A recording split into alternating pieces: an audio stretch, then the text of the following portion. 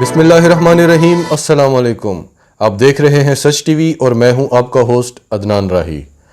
پچھلے کئی دنوں سے چونکہ ہم بھارت اور چین کے درمیان ہونے والی کشیدگی کی خبریں دے رہے ہیں، اس وجہ سے کئی اور اہم خبریں ہیں جو نظر انداز ہوتی رہی ہیں، افغانستان کے حوالے سے، سعودی عرب کے حوالے سے اور خطے کے دوسرے ممالک کے حوالے سے جو انتہائی اہم خبریں ہیں، آج ان پر بات کریں گے اور آخر میں ہم آپ کو چین اور بھارت کی تازہ صورتحال کے بارے میں بھی بتائیں گے۔ تفصیلات جاننے سے پہلے اگر ابھی تک آپ نے ہمارا چینل سچ ٹی وی سبسکرائب نہیں کیا تو اسے ابھی سبسکرائب کریں اور بیل آئیکن پر کلک کریں تاکہ ہماری آنے والی تمام ویڈیوز آپ کو وقت پر ملتی رہیں۔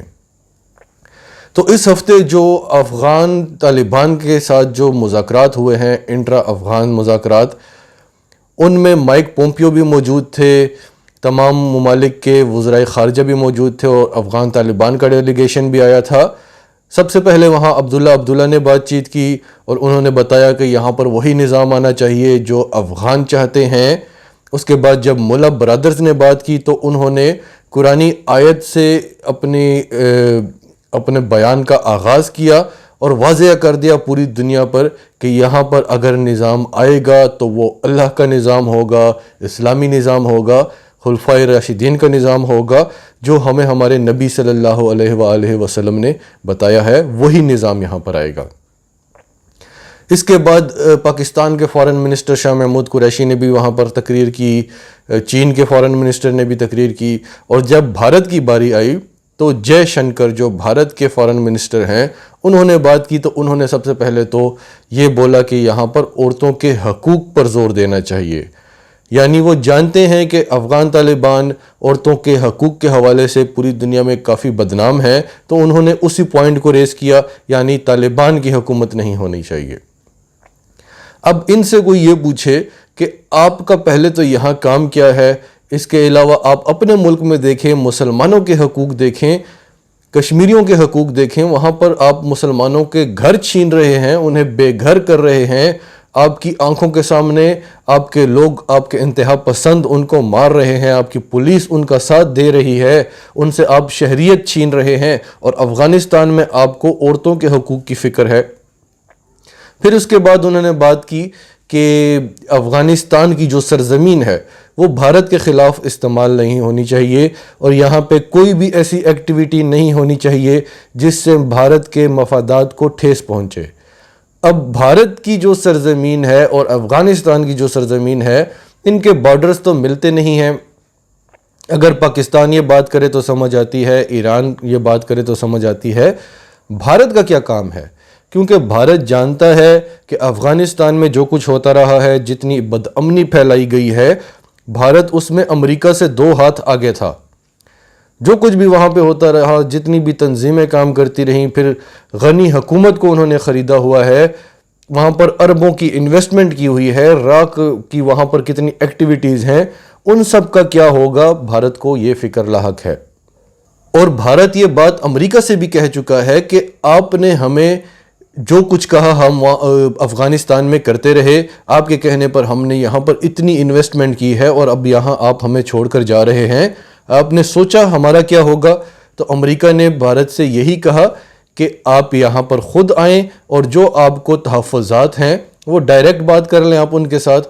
تو اس لیے جے شنکر یہاں پر آئے اور اس طرح کے بیانات دیتے رہے جس سے لگتا تھا کہ وہ طالبان کی حکومت کا نفاذ نہیں چاہتے، ان کو تشویش ہے، وہ اسلامی نظام نہیں چاہتے۔ حالانکہ اب امریکہ ان کاموں میں نہیں بول رہا، امریکہ نہیں کہہ رہا کہ یہاں پر اسلامی نظام نہیں آنا چاہیے۔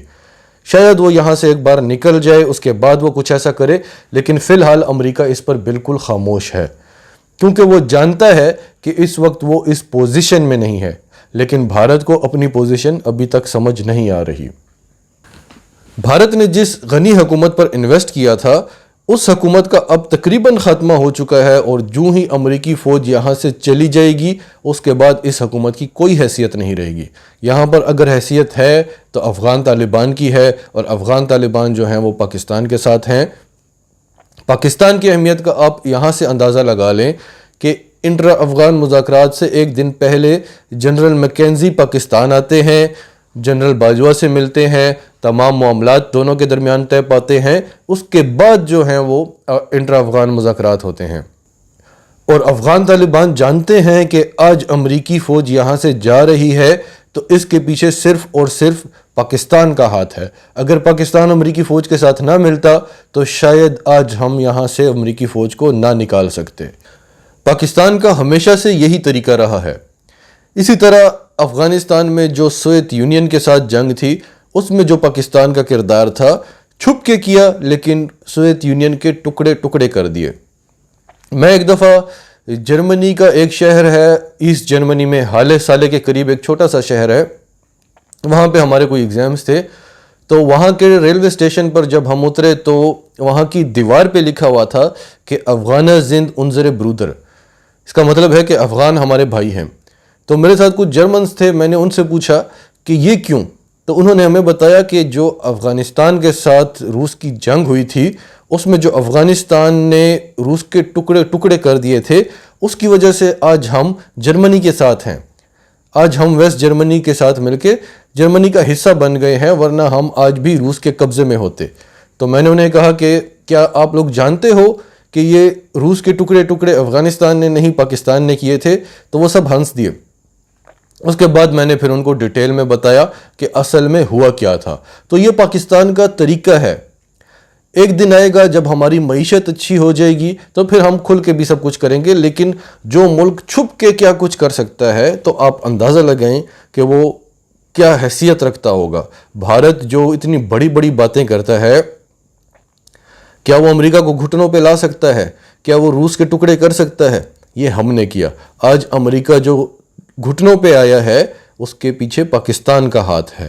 ہم بھارت کی طرح نہیں کہ ایک کبوتر کو پکڑ کے اور پوری دنیا میں ہم شور شرابہ کریں یا کہیں پر جا کر کچھ کووں کو مار دیں، کچھ درختوں کو مار دیں، پھر پوری دنیا میں شور شرابہ کریں. ہم ایسا نہیں کرتے. اس کے بعد جو لیٹسٹ ڈیولپمنٹ ہے جس کی وجہ سے ہم نے آپ کو یہ سارا بیک گراؤنڈ بتایا ہے وہ یہ ہے کہ افغان طالبان نے ایک 27 پوائنٹس کا ایجنڈا جاری کیا ہے جس میں انہوں نے کہا ہے کہ جتنی بھی تنظیمیں ہیں وہ طالبان کے ساتھ اپنے آپ کو رجسٹر کروائیں، اور جتنی بھی آپ کی تنظیمیں ہیں کوئی بھی پاکستان پر حملہ نہیں کرے گا. پاکستان کے خلاف یہاں کی سرزمین سے، افغانستان کی سرزمین سے کسی قسم کی ایکٹیویٹی نہیں ہونی چاہیے. اب یہ کام امریکہ نے کہا تھا لیکن کیا کس کے لیے؟ پاکستان کے لیے.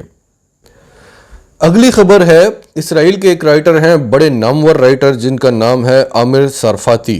وہ کہتے ہیں کہ مجھے سعودی عرب کے سورسز سے پتہ چلا ہے کہ اسرائیل نیٹو کی طرز کی ایک فوج بنا رہا ہے سنی ماڈریٹ کنٹریز کے ساتھ مل کے، یعنی جتنے بھی عرب ممالک ہیں ان کو ساتھ ملا کے ایک اپنی فوج بنا رہا ہے، اور اس کو وہ استعمال کرے گا ترکی اور ایران کے ساتھ.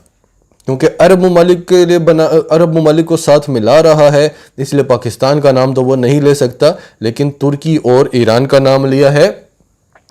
اب آپ کو سمجھ آ گئی ہوگی کہ ٹرمپ نے محمد بن سلمان کو جمال خشوگی والے کیس میں کیوں بچایا.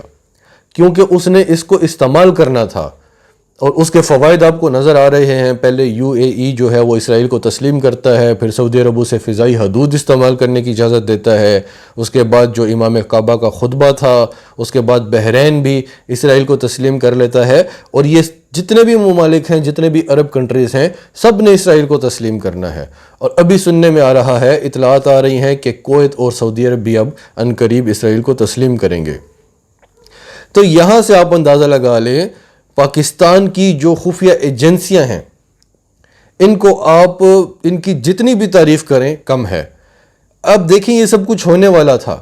شاہ محمود قریشی کا جو بیان تھا جس پہ ہمارے میڈیا نے شور شرابہ مچایا ہوا تھا کہ یہ انہوں نے کیا بات کر دی، تو ہم آپ سے یہی کہہ رہے تھے کہ یہ ریاست کا فیصلہ ہے.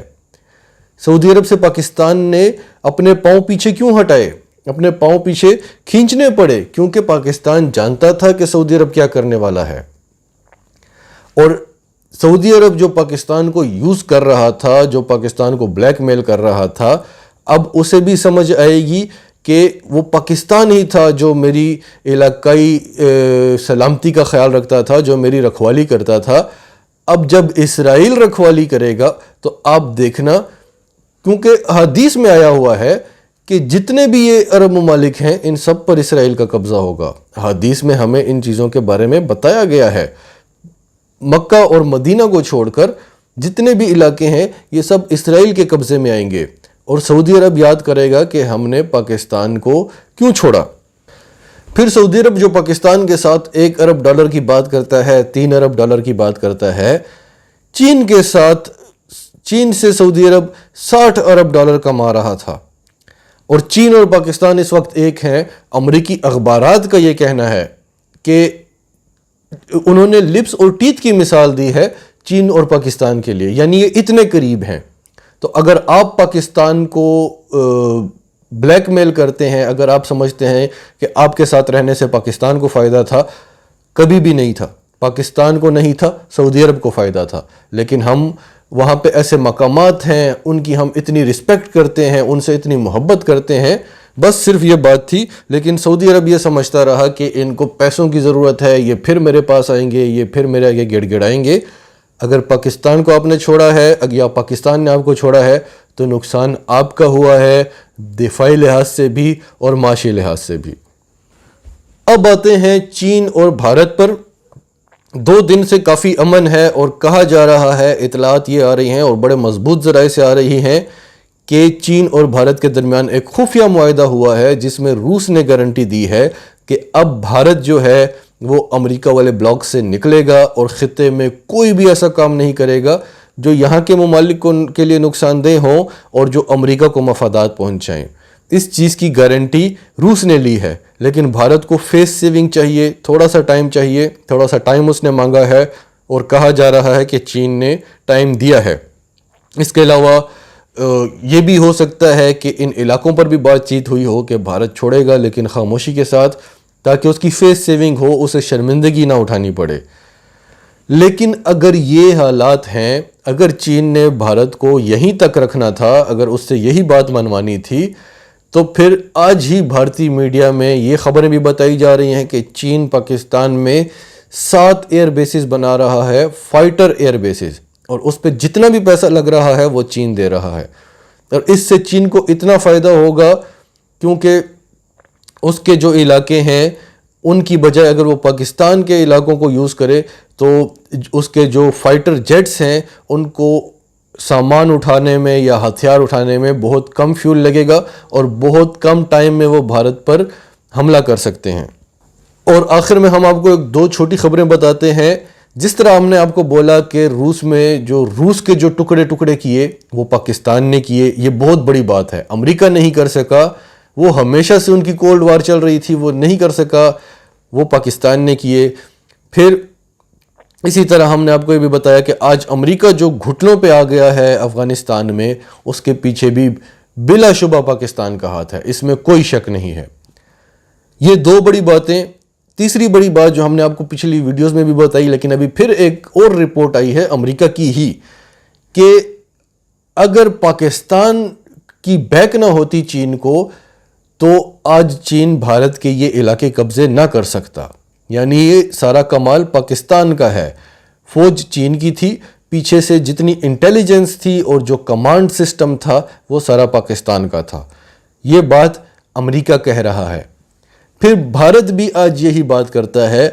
بھارت کہتا ہے کہ ہمارے جو وہاں پر فوجی تعینات ہوئے ہیں ان کو سامان پہنچانے میں، اسلحہ پہنچانے میں، کھانے پینے کا سامان پہنچانے میں، ضروریات زندگی کا سامان پہنچانے میں ہمارا $1 ارب کا ماہانہ کا نقصان ہو رہا ہے، اور اس کے پیچھے پاکستان کا ہاتھ ہے، اس کا ذمہ دار اس نے پاکستان کو ٹھہرایا ہے۔ یعنی بھارت بھی مانتا ہے کہ آج چین کی جو فتوحات ہیں وہ بھی پاکستان کی وجہ سے ہیں۔ ناظرین، آپ کا اس سب کے بارے میں کیا کہنا ہے؟ کمنٹس میں اپنی رائے کا اظہار کریں، اور اگر آپ ہمارے چینل پر نئے ہیں تو ابھی سچ ٹی وی کو سبسکرائب کریں، سچ ٹی وی فیملی کا حصہ بنیں، اور ہماری ویڈیوز پسند آئیں تو انہیں لائک کریں، شیئر کریں، تاکہ زیادہ سے زیادہ پاکستانیوں تک یہ میسیجز پہنچتے رہیں۔